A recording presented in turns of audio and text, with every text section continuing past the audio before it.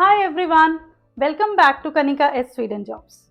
If you are new here, I am Kanika.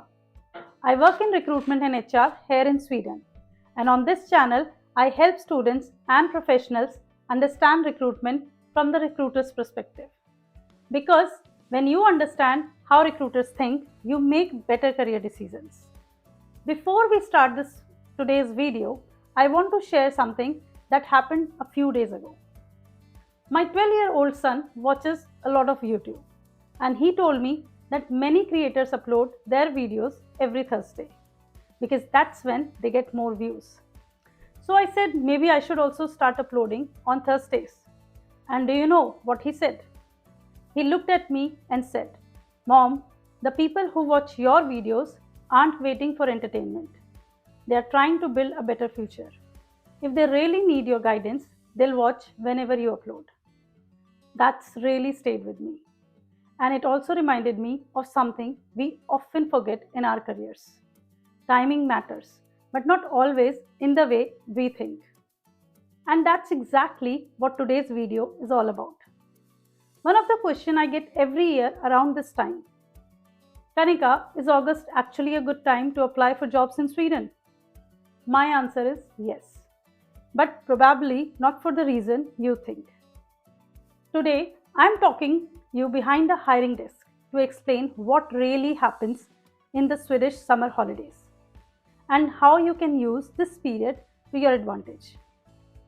Is August actually a good time to apply for jobs in Sweden?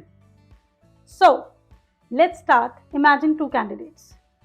Both are looking for work. Candidate A waits until September because they think everyone will be hiring then. Now, candidate B spend August updating their CV, improving LinkedIn, researching companies, and applying strategically. A month later, which candidate do you think recruiters are more likely to notice? Probably candidate B, not because they were more qualified, because they were ready.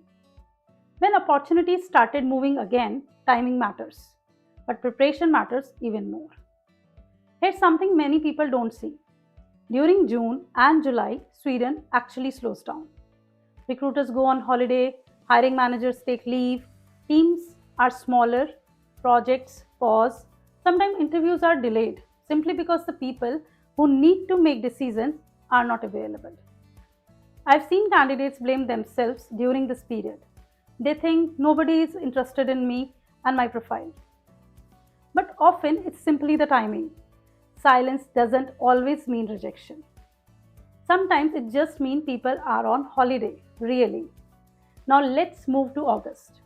People return, teams reconnect, budgets are reviewed, projects restart, and managers begin asking, do we have right people for the rest of the year? Now recruitment that paused before summer begins moving again. New vacancies are approved, interview process restart. Does every company suddenly hire on the same day now? No, that's not going to happen. But the overall energy changes. And that's why August is such an important month.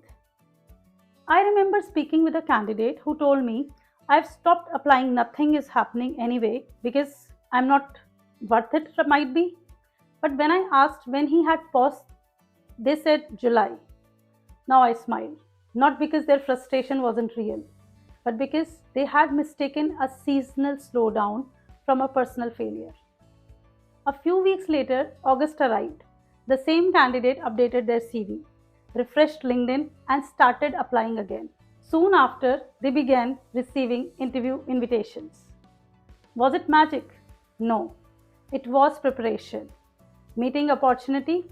If I were looking for a job this August, here's exactly what I do. First, I'd update my CV. Not rewrite everything, just make sure it reflects who I am today. Second, I would refresh LinkedIn. Recruiters check LinkedIn more often than many candidates actually realize. Third, I would identify 10 companies I genuinely want to work for, not just vacancies. Companies, I'd follow them, read about them, understand what skills they're repeatedly looking for. And fourth, I'd prepare before applying. Instead of sending 50 applications, I'd send 10 stronger ones because quality almost always beat quantity. Here's something something I think many people underestimate. Recruiters don't remember every CV, but they remember the ones that clearly explain why the candidate fits the role. Clarity creates confidence. When I open a CV, I don't want to search for your strengths. I want to recognize them immediately. That's why a well-targeted application usually performs better than a generic one. Here's today's challenge. Don't apply for 20 jobs tonight. Instead, choose 5 companies you genuinely admire, visit their website, read their career pages, follow them on LinkedIn, and understand what kind of people they hire. That 1 hour of research might improve every application you send afterwards. One thing I've learned after many years in recruitment, the best opportunities often go to the people who prepared before everyone else actually start. Preparation creates confidence. Confidence creates better application. Now, I'd love to hear from you. Are you restarting your job search this August? Or have you been applying throughout the summer? Tell me in the comments. I read every comment because your questions often become future videos. And if you would like to have a personalized recruiter guidance, whether it's your CV, LinkedIn, interview preparation, or your overall job search strategy, I'd be happy to help. You'll find both one-to-one consultations and free 15-minute Career Connect sessions at kanika@swedenjobs.com. The link is in the below of the website, and thank you so much for being here.